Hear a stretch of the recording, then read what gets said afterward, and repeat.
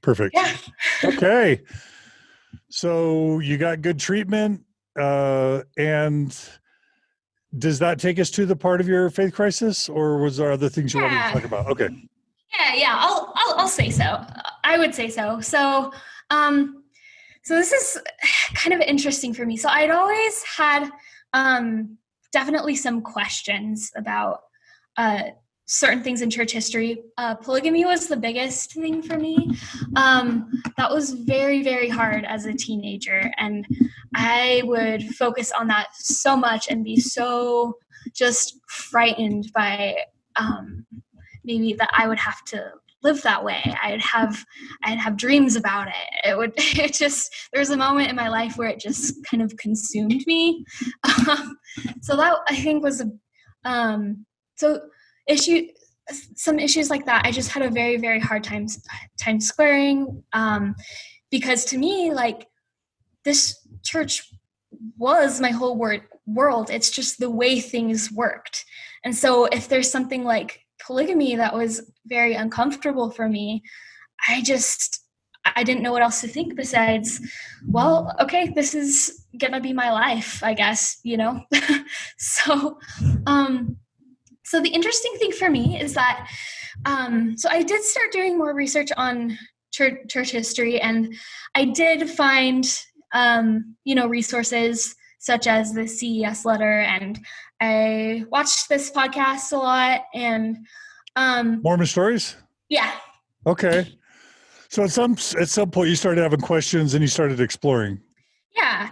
And so, okay, I want to preface this by saying that I'm not going to go into detail about the particular issues that bother me, because if I've learned anything from being in law school is that two completely reasonable people can come to completely different conclusions based on the same facts. So I'm just throwing that out there. I know so many people who have researched these issues as well and have decided to stay in the church. For me, it worked best to leave. And so I don't want to delve into a discussion about any of those, just because, I feel like you can a reasonable person could come to either conclusion. So totally good. Totally support that. Yep. So, okay. So for me though, I had a really interesting experience with it, because honesty was a very, very big thing for me throughout my whole entire life, very, very important. And so I was learning about certain historical facts that I didn't know about. And, no one had taught me before. And that's no one's fault, because it's just not public information, really. It's not discussed normally. And so for me, it was, I guess the most shocking part was to see that there are things in this religion that I thought was absolutely perfect, to see that there are some flaws, and which is fine, because every institution there ever was has flaws and has, a colorful history, frankly, so that's nothing unique about the church. It's, anywhere you go, that's going to be what it is. But I didn't really realize that. And for me, it's just as someone who tried so hard to be honest and transparent in everything that I did, again, to the point where it was kind of hurtful and damaging to myself. It was hard to see that, the reason I was doing that, and the church who I was doing that for, I guess, wasn't being as scrupulously honest about facts that I had thought, I guess, if that makes sense. Yeah. That's an interesting thing. So for you, your scrupulosity really does tie to your faith crisis, because yes. If honesty is amongst the most important things, then when you learn things you weren't taught, or You have things that are problematic that make you question whether you can really answer questions appropriately or answer the Yeah. temple recommend questions, or whether you are a believer or are, do have integrity, or Sure. are worthy to do various things within Mormonism. You've got to be honest about it. You've got to talk about it, and you've got to get answers, and you can't just write it off or push it away or ignore it and pretend it's not there, because that's not how your brain is wired. No. And so, so I did a lot of research about this. And it's actually kind of funny because I graduated from BYU, Idaho in 2018. And I had a year in between my graduation and starting law school because my husband was finishing up his degree. And so I had this crazy thought that I was going to get to relax a little bit and, kind of just enjoy life a little bit. And then all of this, of course, happened. And so I went through the bigger part of my faith crisis during that year that I had off of school. So for me, honesty was really important, for sure. But I think this might be a little different from some people. Some people, with their stories, they research these topics and they hear these things, and as soon as they find it, they might say, "Oh, well, okay, this means that I have to leave," or that means that the church wasn't something I thought it was, or those types of reactions, of course, which is totally valid. Everyone's story is so different and so important, and our brains are wired differently. So I'm not saying that if that is your experience, that's any less valid. So I just want to put that out there. Yeah, you'll find people that are like, "Oh, my parents taught me that when I was young. I've heard that for 50 years," and that's their experience. That's their experience.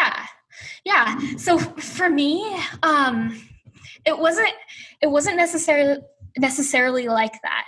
So during this point, I am working very hard to overcome my OCD and overcome my scrupulosity. So I'm learning to see the world in tones of gray rather than black and white.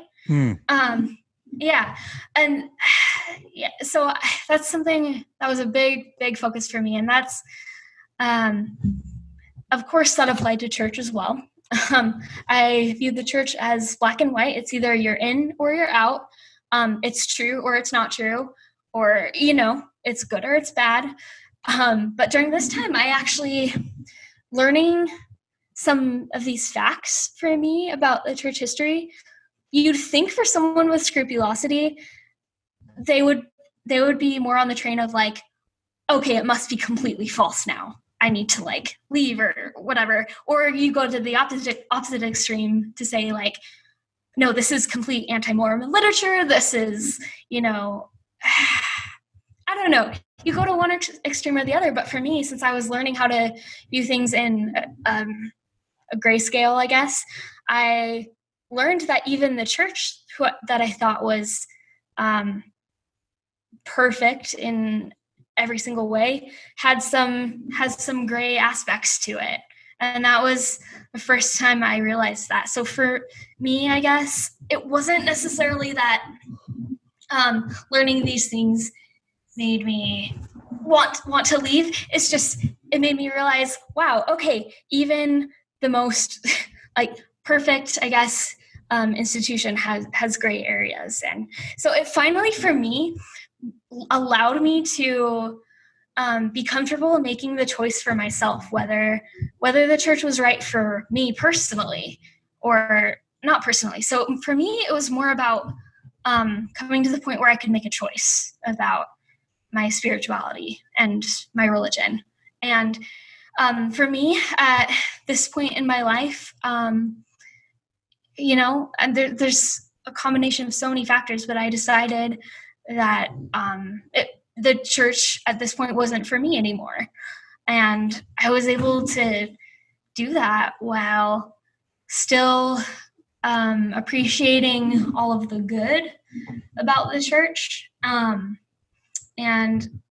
I also feel like when I left, Sure. I mean, I was angry about a few things. I went through a period of that for sure, but it didn't last. It didn't last very long for me because I had this whole new perspective that like there's some very good things about it. There are some not great things about it, and it is what it is. And so I just think it's kind of interesting.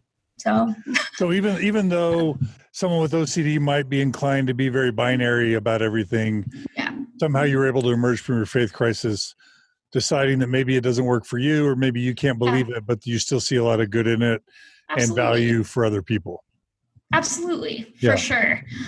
Which That's great. That's great. It actually kind of surprised me because if this had happened to me several years ago, I think the outcome would have been a lot different. Right. So, yeah.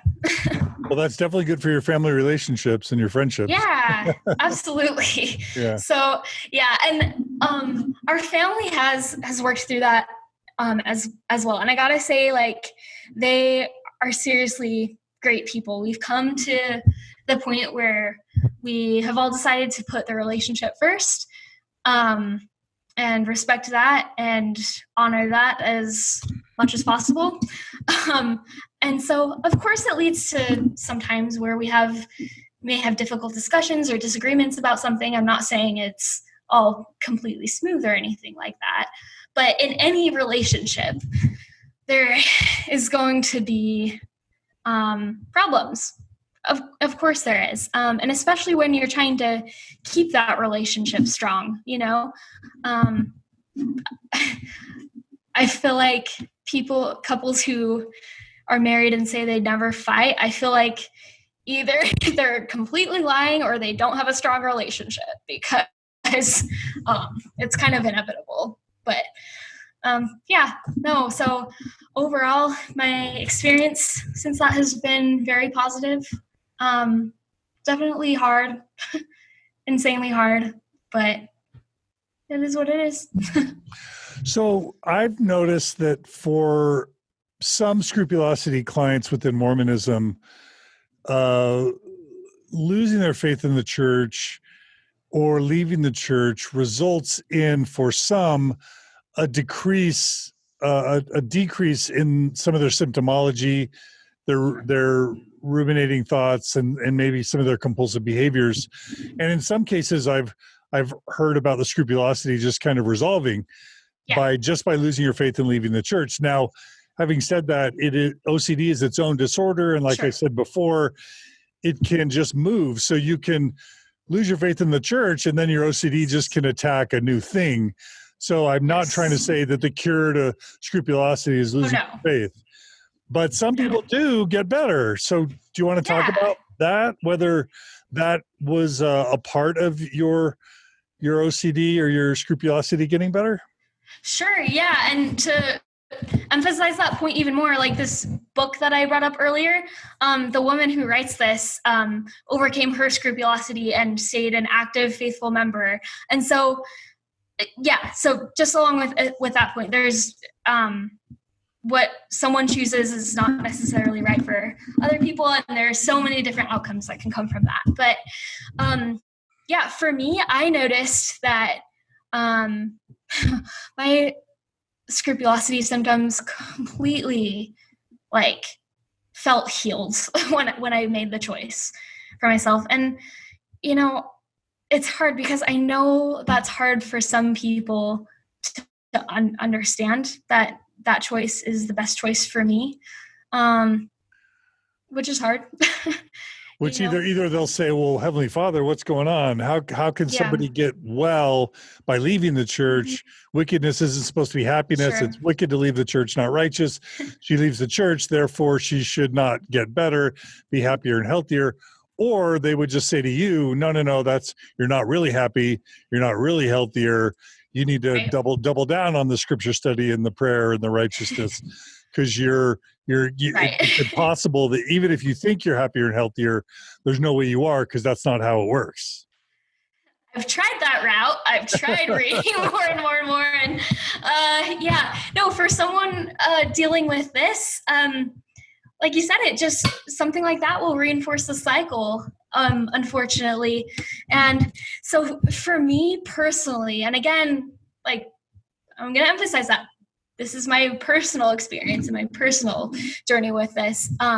It got to the point actually where I needed to stop attending church meetings, because to me, and I don't want to come across as like negative at all or anything, but for me, it was like leaving an abusive relationship that I had developed at first. So I took a break from going to church before I decided to, before I made the choice to decide to leave, or anything like that. And, that's kind of how I explain it, try to explain it to people. The relationship that I had developed with this organization was just not healthy at that point. And I think there are many ways to develop a healthy relationship. And I think had I made the choice to stay, I think I could get to the point where I could turn it into a healthy relationship.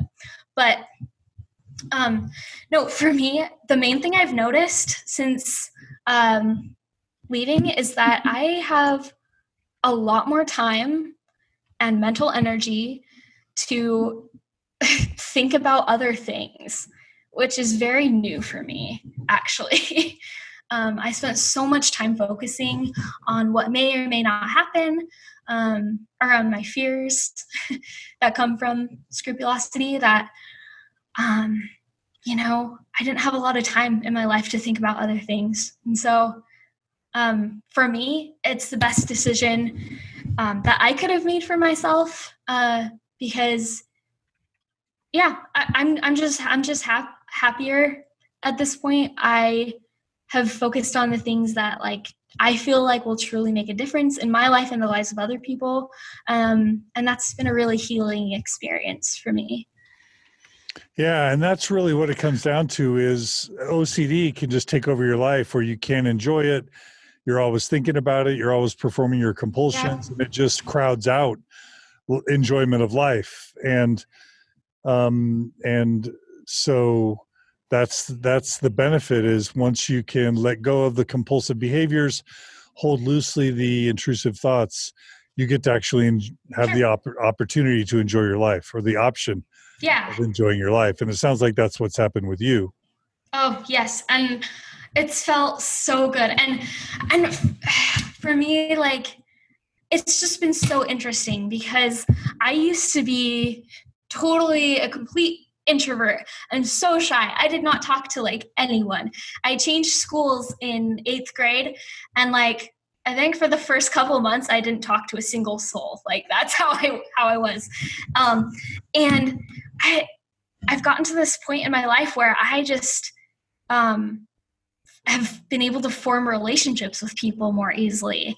I feel much more confident in engaging with other people, and for accepting other people, no matter what their beliefs are and what their experiences are. And that's just been such a good feeling. And I've been so happy because, humans are social creatures and we need other people in our lives. And I was missing out on that for so long. And for some reason, this just gave me the ability to do that, which I've been so, so grateful for.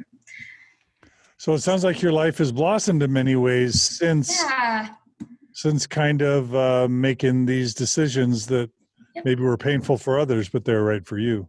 Yes. Yep. 100%. And that's the hard thing about it as well. I mean, and any choice you're gonna make, I mean, no one can be 100% happy with that. You're gonna disappoint people no matter what you do in life, which is something I still struggle with a lot. That hyper responsibility OCD really, really is something I am still working on right now. So it was a hard choice for me because, even though other people are in charge of their own feelings and the way they handle situations, I felt so responsible for that in every way. And that's something I'm still working through for sure. Well, we're super happy that you found healing. Yeah, thank you. I am too. Yeah. of course, now I'm stuck at home again, not by choice this time. So, you know. Yeah, but it's worth saying you've been able to go on to have a likely successful first year of law school, and your marriage, you guys are together and it seems like you guys are doing okay. Like, Yeah. it seems like a lot of good has come from this journey. Oh, it has. It's so funny. Sometimes John and I will just have these days where we think back about where our lives were like 6 years ago or something, and just kind of sit there in awe of like, wow, like we would have never thought we'd be here today. So, So great. It's been great. And I don't know. That's can't really say much more about that other than we're just really happy. So yeah, and that's how we want it to be on Mormon Stories. We want to celebrate and support people for whom the church works. Absolutely. And we also want to create a space where if the church isn't working for some people, we celebrate their path, and we want to celebrate all paths. And so we celebrate you, Hannah and John. Hey, thanks.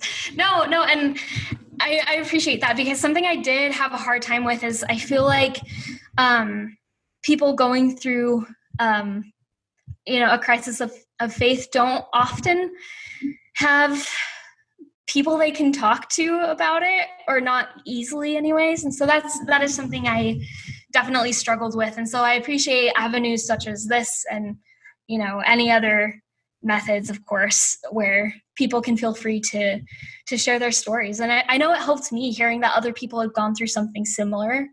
And that's the interesting thing too, is no two stories are alike. So even though, there haven't been a lot of interviews I've seen about people dealing with scrupulosity or anything very, very specific to my circumstance, like there's just a common thread that weaves it all together. And I think we're all more common than we are different. And that goes for between people who leave the church and people who stay in the church as well, I think. I've talked with my family multiple times about this, and we've come to understand that our beliefs are actually very, very similar. And that may be hard to explain, but I think we become so, we create this dichotomy of if you manifest your beliefs this way, then you don't believe the same thing that I do. But yeah, we've come to realize that it's very, very similar. So. And that's a great technique that I try to encourage when in my workshops and retreats that we do, and in my personal coaching, is just to build on commonalities. Sure. That it's easy to think that when you lose your faith, but your family members remain in, or your spouse, that you have nothing in common. And the truth is, you still have 99% of your values in common, and the way you look at life. Absolutely. It's just a couple of the people and the ways you describe it change, but for all intents and purposes, you're still 99% sharing a common foundation. And so if you can just focus on that, if you can see it, recognize it, and focus on that, and if the others are willing to recognize that, then you can have great relationships with everyone. Yeah, no, and I will say too, it's important to recognize that people on all sides of it do have to work very hard at it. If someone's not willing to do that, then unfortunately you can't change their mind or change how they feel about it. But I think just on an individual level, all you can do is your part in that, and hopefully others will try to do the same thing and meet you there. So, and I feel so lucky and blessed that has been my experience, because it could have turned out so much differently. And I hear stories of people who go through awful experiences, and my heart really truly goes out to those people. But yeah, I guess my main piece of advice is just all you can control is yourself. And there's nothing else you can do beyond that point. Everyone else is in charge of their own actions and feelings. So. All right. So I think we may be at the point where, just to give some final perspectives, is there anything else about your story you want to tell, or do you think we kind of covered the main things you wanted to cover? Yeah, I think we're pretty good. I will say I kind of wanted to talk briefly about how my husband and I have kind of dealt with our many mental illness struggles together as a couple. So I just think it's interesting because between the two of us, we deal with a lot. So my husband has ADHD. He has depression and he has anxiety. I have depression and anxiety as well as OCD. And it's interesting because you look at statistics, and often people with ADHD or OCD have a hard time in relationships. And it's just interesting to observe how we've kind of been able to work past that. And we've created like such a strong relationship, even though we still deal with those on a regular basis, if that makes sense. How do you do it? Yeah, well, so takes a lot of learning. So the main area that we kind of struggled in a little bit was in school. So OCD and ADHD make for a very strange combination with approaches to, studying for school, like, I don't know, just how you approach education or whatever. So we always like to explain it how, like the difference between OCD and ADHD is that, so if John and I were to be given like a set of instructions, like on some index cards that are like labeled or whatever, to complete a certain task, and we had to the end of the day to do it, right? John would like maybe not realize that the cards had a certain order, that he'd pick a couple, think about doing it, set them aside, and then, do some of the things. And then I, on the other hand, would have spent hours, like the full day, memorizing those cards and memorizing the order that they went in and like performing it as perfectly as I could. And so we just had this dynamic in our relationship where I couldn't understand, like, how could you not know this? Because I had spent my whole day like spending hours and hours and hours like figuring it out. And so it just shocked me that he didn't see that as well. But then he was shocked by like, why are you spending so much time on this? Like you're taking so much time, you could be doing other things. And it was an interesting way to figure that out. But we actually, and this is going back to what I had said initially about the many strengths that come with certain mental illnesses. We actually learned how to formulate those different strengths that come with ADHD and OCD respectively, to the point where we could, I guess, learn from each other. Like, John has taught me so much about just living in the moment and kind of enjoying where I'm at. John has told me several times that like I've really helped him to recognize when details are important, and that maybe certain things he'd normally overlook are actually important. And so I think we've just been able to learn how to appreciate those things about each other instead of letting those differences or irritations just get in the way of our relationship. So that's great. Yeah. That's great. So yeah, it's been great. So yeah, it's so neat. You can support each other and validate each other and have empathy for each other and patience and even compliment each other. Yeah, absolutely. It works great, actually. So, but that being said, I mean, it has potential to be pretty damaging too if you aren't conscientious about those differences. And so, yeah, for a couple of years, it took us a while to figure that out. And yeah, I'm not going to lie. We did have some pretty difficult times with that early on in our marriage, but I guess I just really, really want people to like see that mental illness really is so common. So many people struggle with it.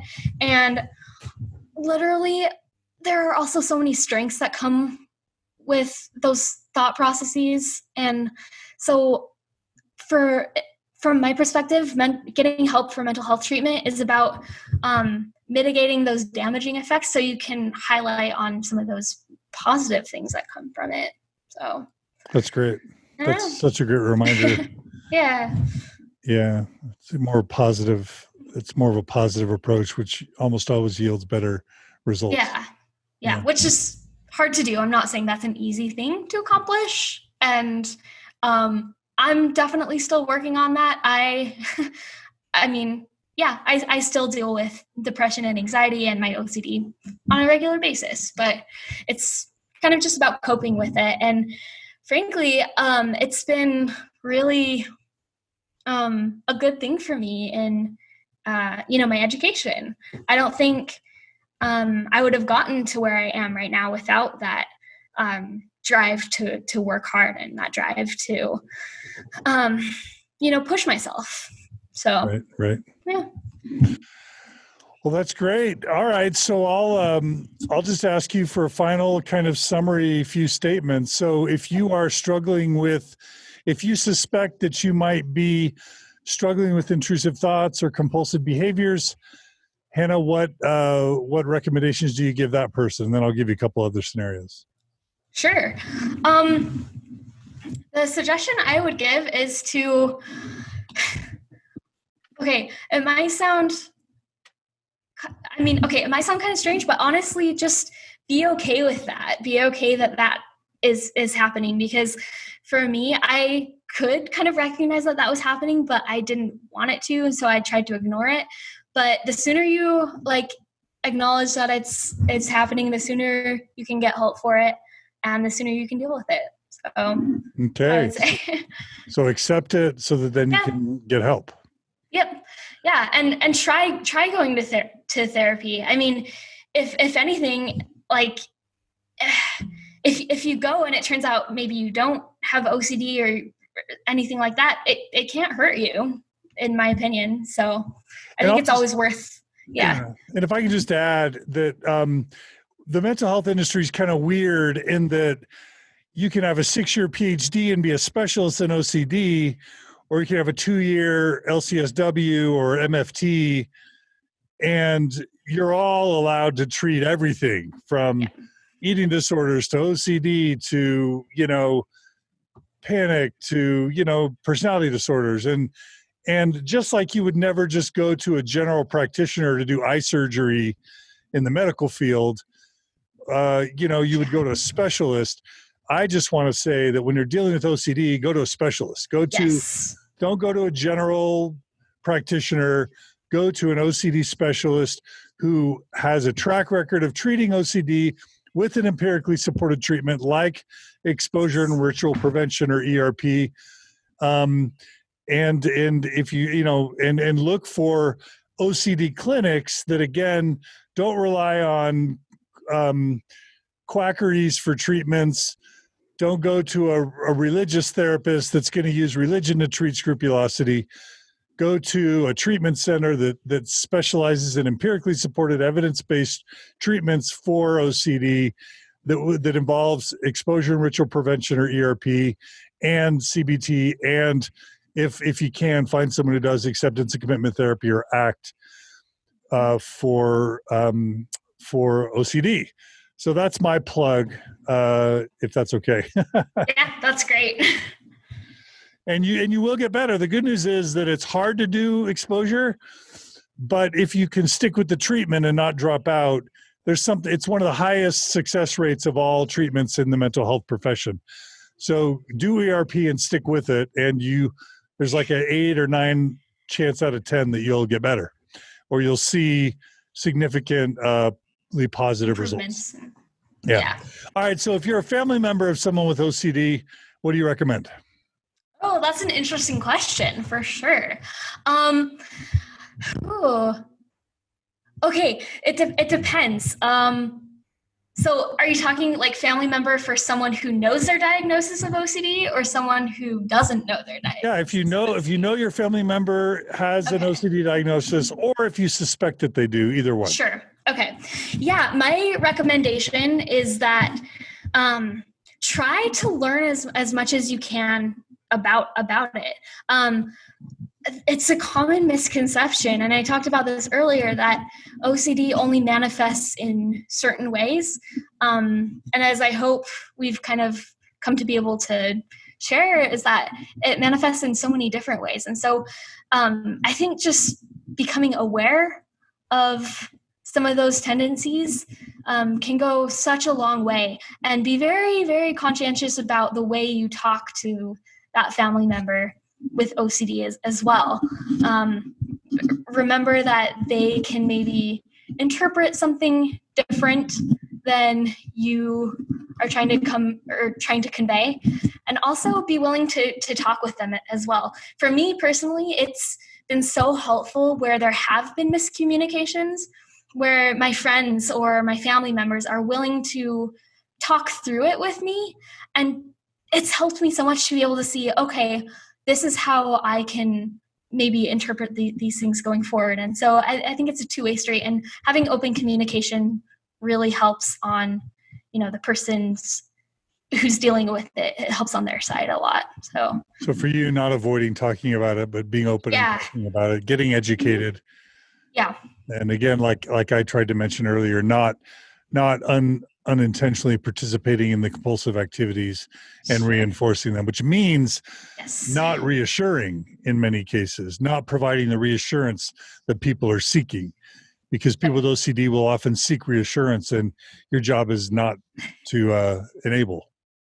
Yeah, and that's exactly why I say to learn about the disease, because that reassuring is something that we all do so naturally. And so it's counterintuitive to think that would be a problem for someone dealing with OCD. But, when you're educated about it and that that's a problem, you can actually do something about it. So anyways, that's why I say that. So. Okay. And then if you're a Mormon bishop and you're seeing a ward member with OCD, a teenage girl or boy, or a BYU boy or girl, and they're coming to you hyper confessing, expressing severe guilt, what do you do as a Mormon bishop? Okay, I would say a couple things. Honestly, I would say just to do the very best you can. Again, don't reinforce any of those things. Don't, like you said, write down the prayer and give it to the person so they can read it over and over again. I know it might be tempting to do that as you see it as probably maybe helpful, but again, that's just reinforcing. Second, I think this is even more important, like refer that person to a therapist. Like you can try to help them all you want, but ultimately that's not where they're going to get actual treatment. For that, you can be supportive, you can be kind, but yeah, refer them to a therapist. That's the biggest thing. Yep, it is. And I'll also add, not just to some random LDS or LDS family services therapist that you're used to consulting with for everything possible. Refer them to an OCD specialist that will not impose their religious values or their religious biases on the treatment, but that will instead take that out of it and use an evidence-based, empirically supported treatment. So find an OCD specialist who will use ethical, empirical-based treatments. Yes. And a plug on that actually is your therapist that you find doesn't have to necessarily not be LDS. You can find wonderful LDS therapists or therapists in any faith tradition that can do this as well. So I would say don't rule them out or anything. They're LDS. So that was my experience anyways. And so I just want to put that out there. So. Absolutely. In fact, a really good LDS therapist is going to be more culturally competent within the LDS tradition. Just make sure they're well trained. Yes. And I'm going to say that for more severe mental health diagnoses, it's better to go with a psychologist than than a licensed clinical social worker, marriage and family therapist, unless that person is trained by an expert. But generally speaking, I would pick personally a PhD level specialist for severe mental illness diagnoses, and then rely on LCSWs and MSWs and master's level professionals for more kind of moderate anxiety, moderate depression, moderate family conflict. That's just what I would do if I had a child, and I did have a child with a severe illness. And so that's something that is a bias of mine, and I do have a PhD in psychology, but I do think that's wise. But again, if there are master's level therapists that are trained by PhD level experts, and in those cases that's fine. But usually it's just great to go with one of these clinics that really specialize, whether it's an eating disorder or OCD. Go with these clinics that are really specialized in the disorder, and you'll go far. It's also worth mentioning that psychiatrists can play an important role. So OCD will not get better just through medical interventions alone. So SSRIs are often, selective serotonin reuptake inhibitors or antidepressant medications are usually prescribed for OCD. But it's important for you to know that OCD won't get better just with medications alone. You need the talk therapy in addition to the medications.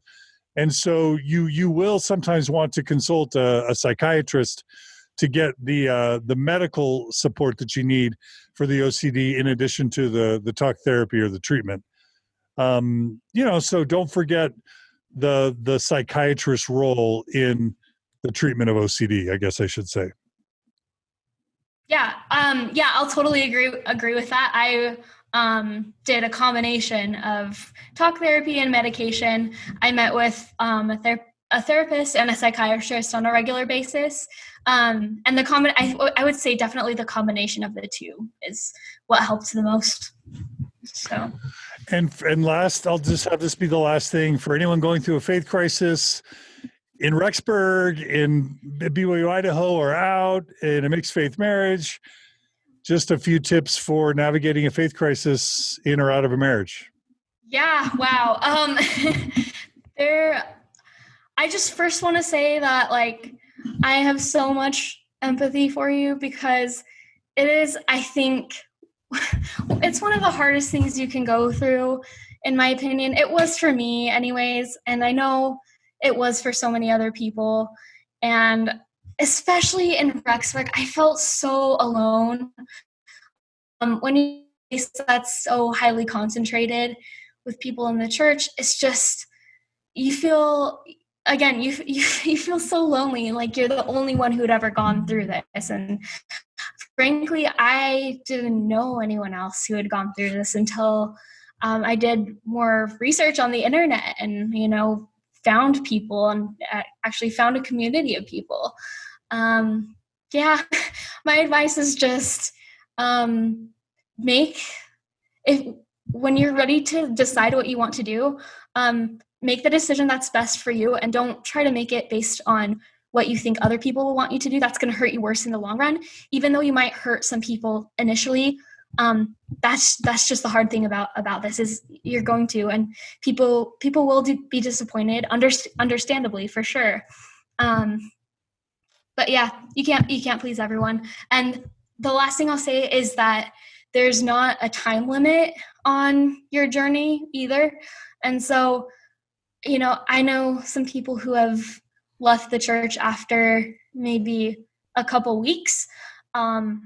I know people who are still in the midst of a faith crisis after 10 years. Mine was several years, and I still have questions. And so that's the other thing. Just try not to feel pressure from other people about making a decision in any time frame. So I love it. Yeah, that's great. All right, Hannah. Well, it's time for you to run to a meeting, and we are just so thrilled. So many people have expressed gratitude. So if you, Hannah, will take the assignment, not that you need one, Sure. go back and read the comments on this Facebook live stream. So many people gave so many wonderful comments.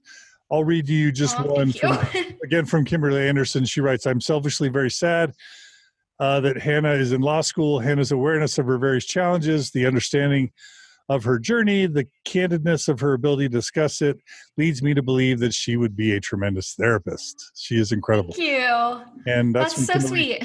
And lots of other listeners have expressed their gratitude as well. So let me join with them, Hannah, in thanking you for your willingness to be vulnerable, to share your story, to share your experiences so that other people can get better quicker. Yeah, of course. That's just kind of been a main goal of mine. Having dealt with mental illness, I just want to raise awareness. And I feel like the more people who are willing to talk about it, even though it's a hard topic to discuss, the more comfortable it's gonna be, and the less taboo it will be. So that's what I'm trying to do. So well, thank you. Yep. Thank you, Hannah, and good luck with finals. Good luck with finals. Thank you. Stay in touch. Stay in touch. All right. All right. Yeah, for sure. All right, Hannah. Thank you so much. And thanks, listeners. Please check out Hannah's Thrive profile. It's one of the most profound profiles there. You can go to mormonstories.org/thrive and you can read her Thrive profile along with 8 others. That's basically just an initiative to have progressive and post-Mormons answer 30 questions that talk about their faith journey, and to give people hope that they're not crazy, that they're not alone, and that they can find joy and healing after Mormonism. So check out the Thrive profiles, check out Hannah's. Please forward this podcast episode to anyone who can benefit from it. Please, thank you to everyone who supports Mormon Stories. The donors make this possible. Please become a monthly donor if you value Mormon Stories and want to see it continue. Thanks to everyone who supports us already. And please spread the word, like us on Facebook, like us on iTunes, give us positive reviews. We just really appreciate all the support you can get. You want to email us at mormonstories@gmail.com. We would love to get ideas or tips or tricks or feedback for future episodes. Comment on our blog page and just keep spreading the love. And as long as you guys will support Mormon Stories, we'll keep doing it. So thanks to everyone who tuned in. Thanks again, Hannah. You're awesome. Yeah, thank you so much. Give John our best, and we'll see you all again soon on another episode of Mormon Stories. Take care, everybody. Bye, Hannah. Bye.